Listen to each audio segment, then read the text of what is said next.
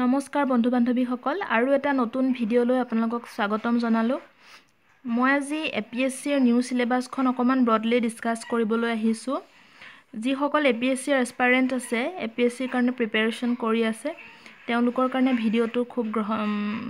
ভিডিঅ'টো উপকৃত কৰিব তেওঁলোকক। তেওঁলোকৰ ওচৰত হয়তো এপিএছচিৰ নিউ সিলেবাছখন আছেও, যদিও বা আছে, কিবা ক্ষেত্ৰত যদি কোনোবাটো কন্টেন্ট বুজি পোৱাত অসুবিধা হৈ আছে তেওঁলোকে চাব পাৰে, আৰু যাৰ ওচৰত আগৰ পুৰণা সিলেবাছখন আছে তেওঁলোকে এই নতুন সিলেবাছখনৰ পৰা উপকৃত হ'ব পাৰিব। আগবাঢ়িছোঁ। এপিএছচি দুটা পাৰ্টত হয়, প্ৰিলিমিনাৰী আৰু মেইনছ। ইতিমধ্যে ইউপিএছচিৰ কাৰণে প্ৰিলিমিনাৰী এক্সামৰ ফৰ্ম ফিল আপ হৈ গ'ল, এপিএছচিৰো হ'ব চাগৈ। গতিকে এস্পাইৰেণ্টসকলে নিশ্চয় প্ৰিপাৰেচন চলাই আছে। এতিয়া যিখন নিউ সিলেবাছ ইউপিএছচিৰ লগত প্ৰায় একেই, আগৰ নিচিনা নহয়, ইউপিএছচিৰ সেম কন্টেন্টবিলাক দি দিছে ইয়াত।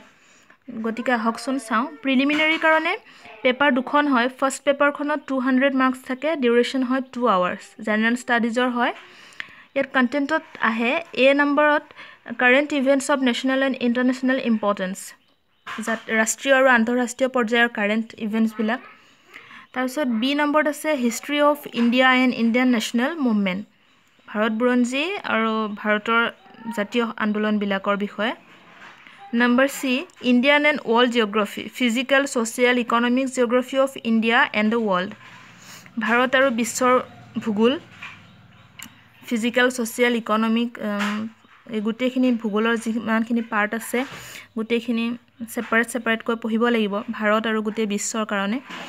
Number D Indian polity and governance constitution, political system, panchayati raj, public policy, rights issues etcetera.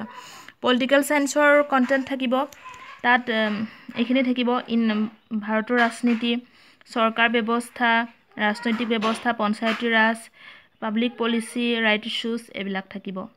তাৰপিছত ইকনমিক্সৰ থাকিব number 8 economic and social development, sustainable development, poverty, inclusion, demographics, social sector initiatives, এইসমূহ থাকিব ইকনমিক্সৰ। বহনক্ষম উন্নয়ন, দৰিদ্ৰতা, এইবিলাক ইনক্লুড হ'ব। অসমীয়া টাৰ্মবিলাক খুব ধুনীয়াকৈ ক'ব পৰা নাযায়, যিহেতু ইংলিছতে কিতাপবোৰ পঢ়ি থকা যায়। আপোনালোকে অকণমান চালে বুজি পাই যাব চাগে টাৰ্মবোৰ দেখিলেই। Number F general issues on environmental ecology, biodiversity and climate change that do not require subject specialisation.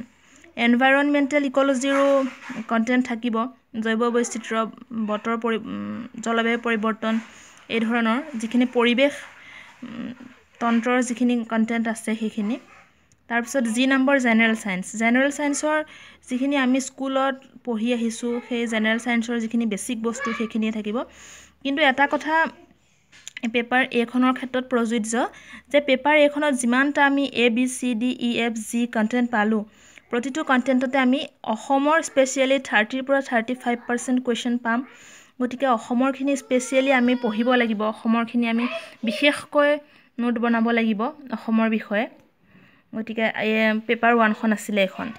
এতিয়া পেপাৰ 2খন হ'লগৈ প্ৰিলিমিনাৰীৰ জেনেৰেল ষ্টাডিজৰে, marks 200, duration 2 hours.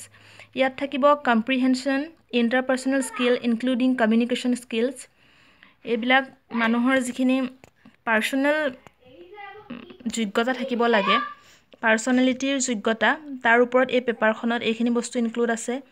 Logical reasoning আছে, এনালাইটিকেল এবিলিটি আছে, ৰিজনিংখিনিও ভালকৈ চাবলগীয়া।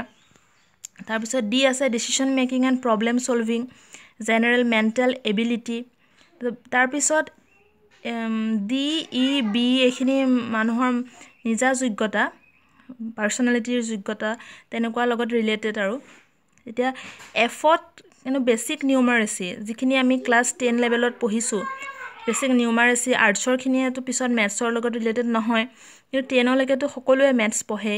গতিকে নিউমাৰেচিৰ যিখিনি numbers and their relations, orders of magnitude, data interpretation, chart, graph, table, data sufficiency, এইখিনি আমি যিখিনি পাইছোঁ সকলোৱে কম বেছি পৰিমাণে আমি জানো সকলোৱে, সেইখিনি অলপ চাব লাগিব। প্ৰিলিমিনাৰীৰ কাৰণে চিলেবাছত এইখিনি আছিলে। এইখিনিত যদি আমি যোগ্য বুলি প্ৰমাণিত হওঁ তেতিয়া আমি মেইনছলৈ যাব পাৰিম।